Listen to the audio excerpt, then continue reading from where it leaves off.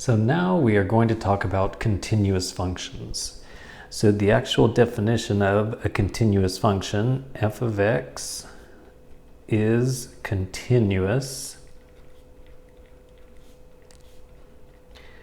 at one particular number a. So there's a graphical way to look at it. So here on the x-axis is the number a. And for the function to be continuous, then when you approach a from the left, you get to a certain place. When you approach a from the right, you need to get to the same place. Now, if there's a hole in it, that is not continuous. So when you take the number a and you plug it into the function, all three of them end up the same place. So from the left, you follow it, it gets to this point. On the right, it also gets to this point. And if you plug in the a, you get to the same place. So all three of them give you the same answer. That is when it's continuous. So if I say the limit as x approaches a, so when it says this, it means you have to consider both the left and the right. And the left and the right have to do the same thing. They have to get to the same place. And the place that they have to get to is f of a. Then it's continuous. So here's some examples of functions that are not continuous.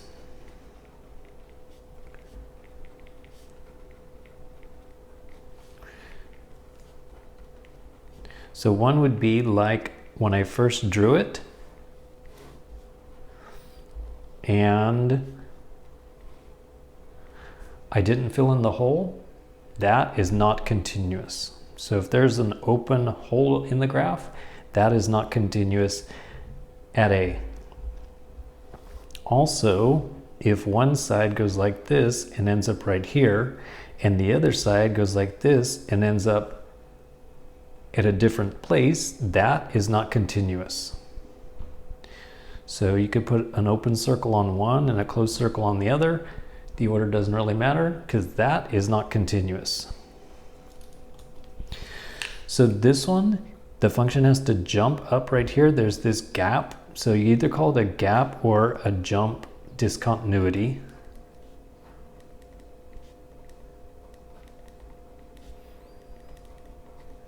There's just a hole in the graph. And then another problem would be if there's an asymptote. So if there's this place where the function is undefined, and then either one side or both sides go to infinity, so maybe one side goes to positive infinity, the other side goes to negative infinity, it's not continuous right there. And then there's another one, and that would be, suppose you started a and then you draw a graph over to the right. So this is not continuous at a either, because the definition of the limit means that the left side and the right side have to agree. And with this one, there isn't even a left side. There's nothing over here. So it doesn't even have a left side, so it's not continuous at a. Then on to the next example. Is this function continuous on the interval from -1 to 1? So this is example number 1. Why am I writing 2? Is g of x continuous on the interval from -1 to 1? And then the function is the square root of 1 minus x. So then what we could do is take a look at the graph. Oh, that's a terrible glare today. Let me try it like this. Yeah, it's a little bit better, sorry. Y equals, and then we've got the square root of 1 minus x. And then I need to look at this interval. So what I'll do is change the window, and I'm going to have it go from -2 to 2. That way it will definitely show this area, but we're sort of zoomed in. And then the y values, it says the positive square root, so there's no negatives. And then let's say if it goes up to 2. So this is what the graph looks like.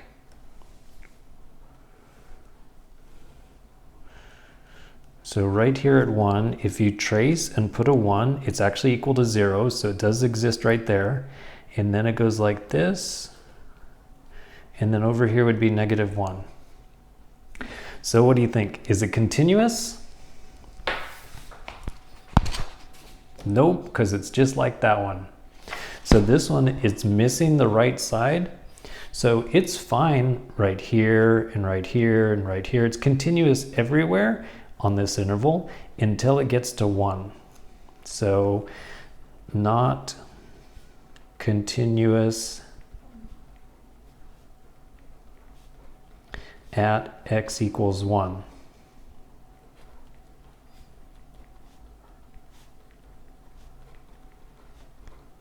And then for extra credit, I'm going to give this extra answer right here.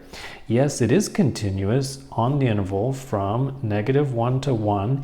If you put a round parenthesis, then with the round parenthesis, that does not include the 1 itself, just numbers very close to 1. So if they would have said, if I would have said, this has a round parenthesis, then the answer would have been yes, it's continuous, because 1 is the only problem between positive and -1. Then for example number 2, how about f of x is a piecewise defined function, and it's x squared minus 9 over x minus 3 if x is not equal to 3. Because if x equals 3, this is going to cause division by 0. And then if x does equal 3, then it's going to equal a 5. So this function right here, it is continuous everywhere except for 3. So 3 is the only suspect in all of this. That's the only place where this one's undefined. So really we just have to figure out what's going on at 3. So then graph this function. So the numerator in parentheses is x squared minus 9. The denominator in parentheses is x minus 3. And I'm just going to go to zoom standard, zoom 6. Basically looks like a straight line, except if I trace and I plug in a 3, there's a hole in the graph. So this says y equals a blank. That means there's a hole in the graph. So it basically looks like a straight line until you get to where x equals 3. There's then a hole in the graph. And what we got to figure out is, if you plug in this point 3, 5, does that fill this little hole right here? So did I choose the 5 correctly or not? So in order to find out, I'll take a number very close to 3 and plug it in right here on trace. 3.001. The y value is approximately 6. So what that's saying is, this gap right here is at the y value 6. And then I thought I was being extra smart because I go, okay, now fill in the point 3, 5. And I missed the gap, missed filling in that hole. So no, it did not work out. This is not continuous at x equals 3. If I would have said that's a 6, then that red dot would have filled in the gap, the hole, but it didn't. Qué lástima.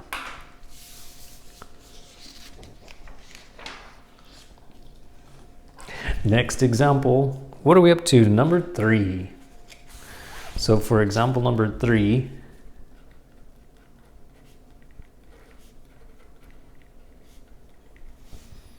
Where is this function continuous? F of x is equal to the cube root of x times 1 plus x squared.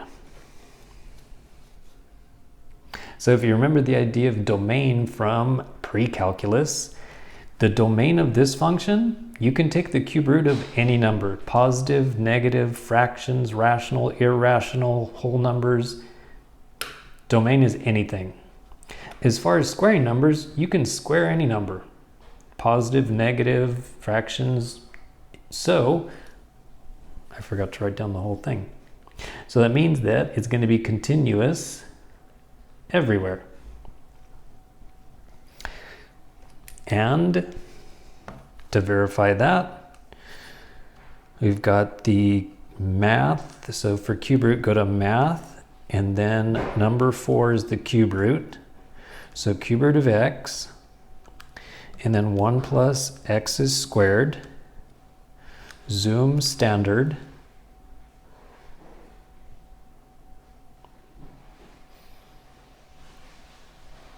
and this function is continuous everywhere.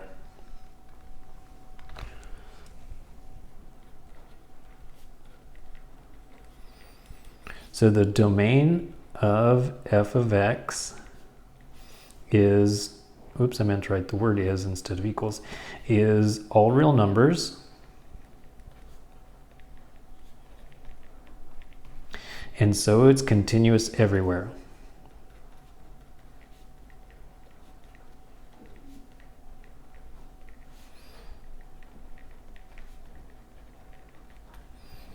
Now for added fun, if I would have said g of x is equal to 1 plus x squared over the cube root of x, this one is not continuous everywhere, because now that I made it a fraction, if the denominator ever equals 0, then it's undefined. So for this one, it's not continuous at x equals 0, because 0 is not in the domain. And then what happens to the graph? So I need to, might be faster just to start over. So parentheses 1 plus x squared, parentheses, gets divided by math and then cube root. Oh, I guess I put x root. That's okay, cube root of x. And then what happens to the graph?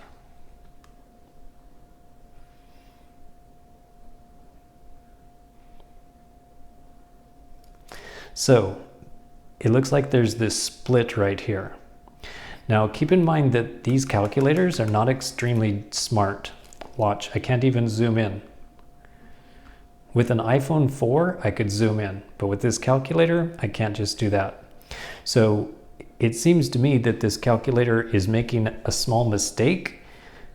Not a big deal, but I don't think that's really the graph. I think that the graph goes like this, and then it goes down like this, but the calculator didn't have quite enough space. So what I'll do is I'll zoom in on this part. So I'll change the window to go from -1 to +1. And then let's see what it says. So it's still looking the same. So now the next thing I'll try is, what if I trace and I put in a small number, like a 0.1? Okay, I can see that. What about a 0.01? And then what about a 0.001? So it's now up at 10. So it's actually up here, which it should have showed, but it's right on the edge. Let me change this -15 to 15.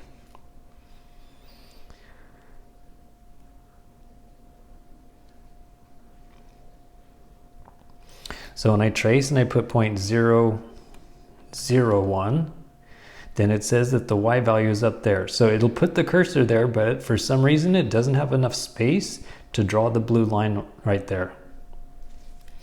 So since it's undefined there, it's not continuous, and the graph for this one should look like that this part is going to keep going up and up and up, and there's an asymptote there.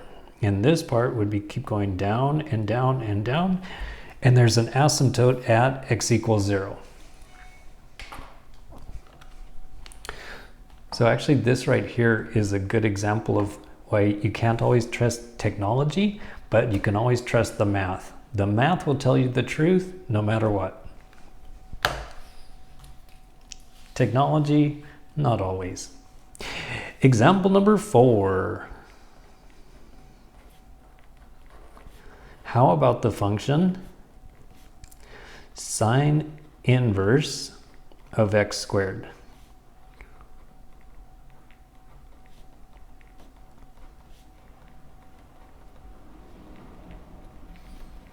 Where is this function continuous? So, can you take sine inverse of any number you want to? Let's try it. So working in radians, that's fine. And then, so take sine inverse. What about if you take a decimal and you square it? Yep, that works. What if you take sine inverse of an 11 and you square it? Nope, that doesn't work. So basically we need to find the domain of sine inverse. We can deal with the x squared later, but first, what's the domain of sine inverse? Well, first of all, take a look at the sine graph. So the sine graph looks like this from 0 to 2 pi.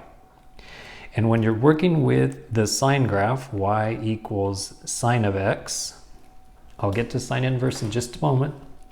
The way that the sine function works is you pick an x value, you plug it in, and then it will tell you the y value. And because the sine graph goes up to 1 and down to -1, then the answers that you get out have to be between -1 and +1. Now the job of sine inverse is to go the opposite direction. Instead of going up and over, you pick a y value, sine inverse will go over to the graph, and then it will find out what x is. Now, because the only numbers that you can plug into the sine inverse are between +1 and 1, that means that in here, the domain is going to have to be between -1 and 1.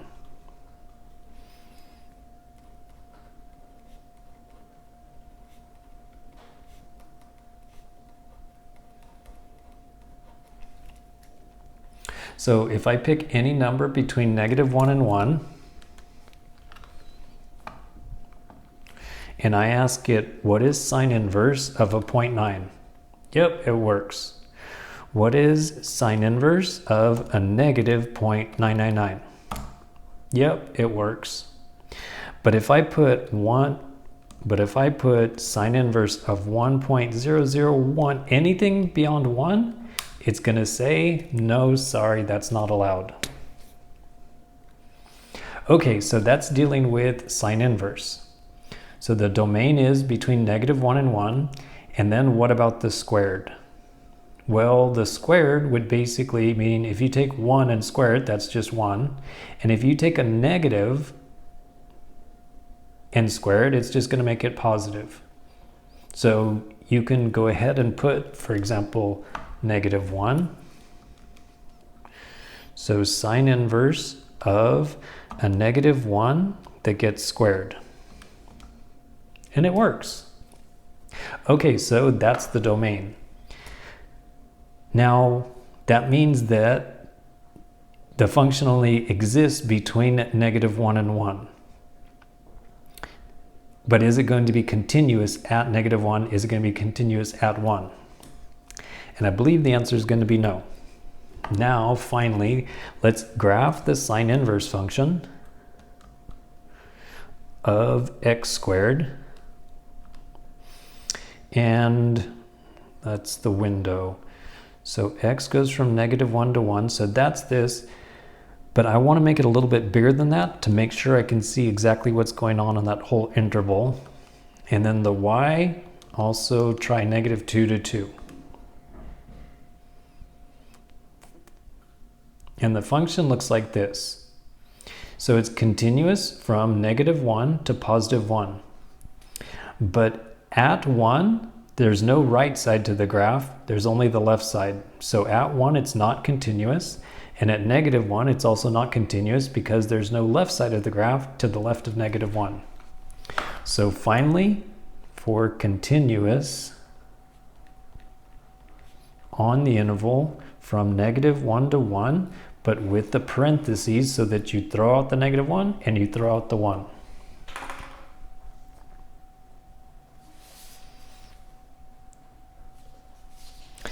Then for example number 5,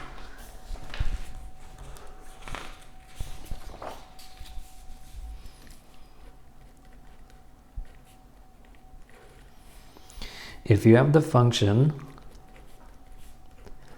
x cubed minus 8 over x squared minus 4. So this function is not continuous at 2. Because if you plug in a 2, you're going to get division by 0. So then that's going to be the question for this one. So what value of f of 2 will make it continuous?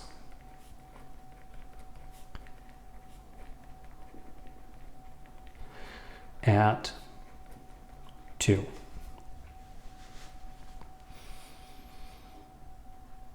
So at 2, the function is undefined. But what I'm thinking with this one is, if you follow it in from the left, it's going to end up somewhere. And if you follow it from the right, it's going to end up somewhere. And then there would be a hole in the graph. And if we could just fill in that hole at the correct place, then it's going to be continuous at x equals 2. So in other words, I need the limit.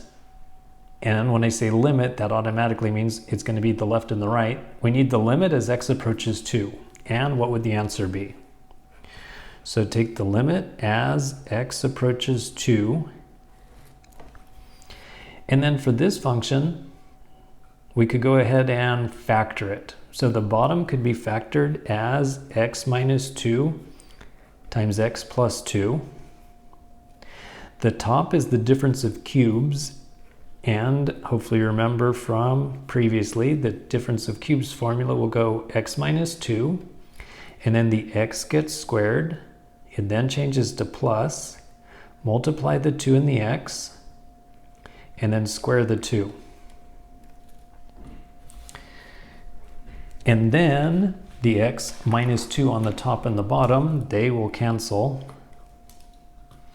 And now we can plug in the number 2. So this is going to be 2 squared plus 2 times 2 plus 4 gets divided by 2 plus 2. So that'll be 4 plus 4 plus 4, that's 12. 12 divided by 4 equals 3. So the place where I should put this dot is at 2, 3. Then to answer this directly, what value of f of 2? So make f of 2 equal to a 3. Now I want to graph it and see if I got it right. So y equals, clear out the old one. The new one is x raised to the third power minus 8. And then x squared minus 4. And I'm just going to go to zoom number 6.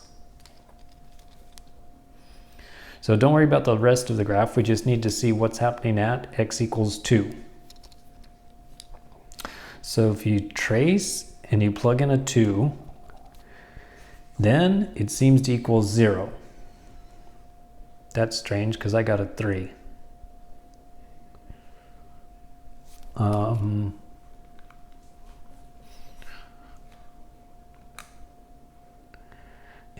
I typed it in the calculator right. X cubed minus 8 over... Oh, I forgot to put the divided. Calculator, why didn't you tell me? insert a divided. Okay, now back to the graph. Okay, so what's happening at x equals 2? So if you trace and you put in a 2, of course it's going to be blank. But if you put something close to 2, then it says you should put a point right here at 2, 3, and then that will make it continuous. This other part wasn't about the question, because the question was just about x equals 2. And by doing that, we then made it continuous. Now I feel need to regraph it because my original graph was not very accurate, but what was happening is right here was 2, and then there would be a hole in the graph. And then we chose this number 3, so it gets filled in right there.